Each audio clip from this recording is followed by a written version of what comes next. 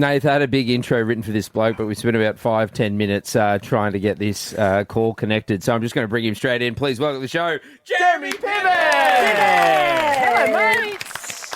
Let's go. Let's go. Jeremy Piven, can you explain what's sitting behind you at the moment? You've got are these awards and posters? Like what's going on behind you there at the moment? It's just in the United States, what we do is we take victory laps for absolutely no reason. And so my home is filled with a celebration of myself. Excellent. I either have a mirror or I have a plaque or a poster everywhere. Well, do you understand? That's good. We're very good at celebrating ourselves. Because here in Sydney, we love to rip people down. So it's called the tall poppy syndrome. If you stand above the rest, then we will shit on you. But that's why we're so exotic to you guys. Yeah. Because we're not self-aware at all. Yeah. We just love to celebrate ourselves. This is the only country where you can be called a loser for winning. Quite literally. No. Like if you get on stage. You can't win too much. You just got to win a little bit. That's the key. Just he said, Jeremy, if you've won some awards, there's a lot of stuff behind you. If that house was burning down, is there one prized possession that you would grab on the way out? You know, I love my drum kit, and I played the drums my whole life. And it's funny because this movie that's coming out this year, the performance that I had my sister adapt and direct, she lost my first drum kit, and I've been traumatized ever since. So, like, I would probably grab as much of my kit as I could and would just run down the street completely naked. How do you lose a drum set? For those that don't know, there's a lot in it. You got the snare, you got the bass, you got the tom-toms, you got cymbals. How do you lose an entire drum set? They're quite big. I've been asking that same question for 3 decades. Yeah. Because a guitar pick I understand, but even a drum guitar. kit. A guitar's one piece. A drum set, like to lose the entire set, the kit. It doesn't make any sense. I'm still wondering, but this is a part of life. We have to learn how to let go.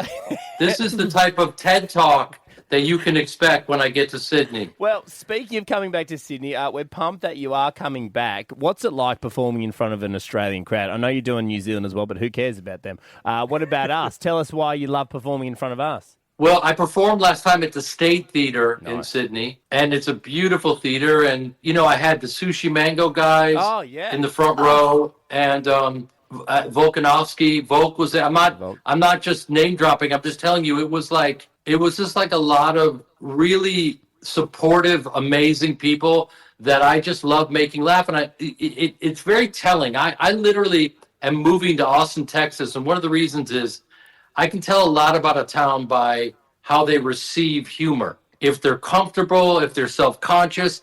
And both Sydney and Melbourne, and I'm not just saying this, they got all the jokes. They were up for a good laugh. I had to earn it, and I had a great time. So I think my best shows were there, and that's why I'm coming back. Well, what's the biggest difference between performing in the US and Australia? Like, do you change much of your show, or is it still essentially the same? I adapted to whatever audience I'm playing for, and with Australia, just because I love it, and I really understand the humor, and you guys love taking the piss.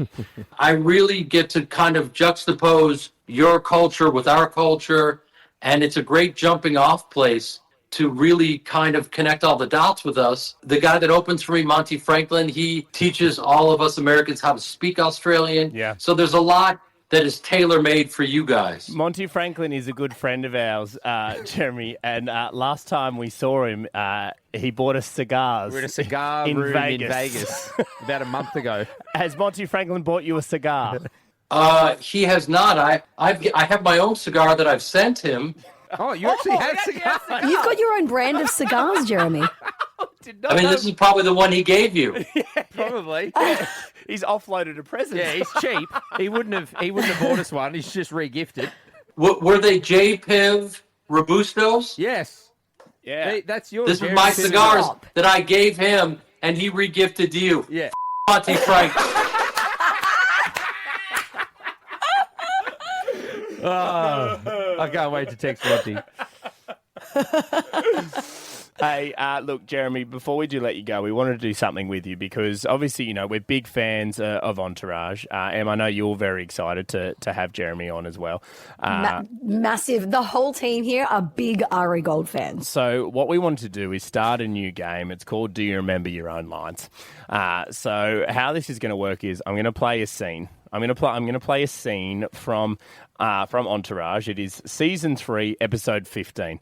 It was called Manic Monday. Do you remember that scene at all? We did 8 seasons in a movie, so it's interesting. Every line was written for me in Entourage, and people think that I was improvising, and I tried, but I had to stick to the script. So if I would have a 4-page monologue, it had to be word for word. So I was in a constant state of memorization, but then I let it all go. So I'm really glad to be tested in real time. So thank you. Well, this is good. So what's going to happen is I'm going to play you a part of this scene. When it stops, you've got to try and remember the next line that Ari Gold said, and we'll see how close you get. Okay. All right. All right. Season 3, episode 15. I'll give you the setting. Ari Gold is in a therapy session with his wife, Melissa, and therapist. As soon as it stops, you must give us the next line that Ari says. Okay, you ready, Jeremy? Yeah. Here we go. But now, to turn around and gang up on me, I have work to do. I have hundreds of clients to deal with. And just so we're clear, I don't care about any of them. They're all just a number. Just like wife number 1 and therapist number 3. And I'm going to have to take this call, but if you want to live in a Beverly Hills mansion and 9 months in a Tuscan villa, you're going to have to let me take a call when it comes in on a mother Wednesday!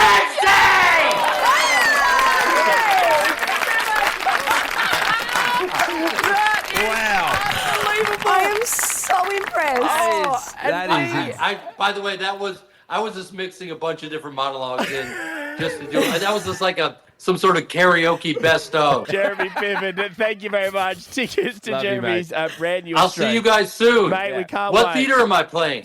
You're playing... What theater am I playing? You're playing at the I Don't Know theater because it doesn't say it on my sheet, but somewhere great. The I Don't Know theater. Well, why am I talking to you guys if we're not going to tell anyone where to see me? Enmore Theatre. It's the Enmore Theatre. Oh, the Enmore. Jeremy. The Enmore which is Theatre. an amazing theatre. It's one of my favourite in Sydney. Enmore Theatre. That is an amazing theater. Beautiful. When is it? August something. August something in front of me. August, That's what I have. August something. Brand new Australian stand-up to tegdainty.com. There you go. Buy the tickets and it'll have the information. Jeremy-Piven.com. Buy some tickets. I love you guys. There we go. Jeremy Piven, thank you very much, buddy. Thanks, Jeremy. Thank you.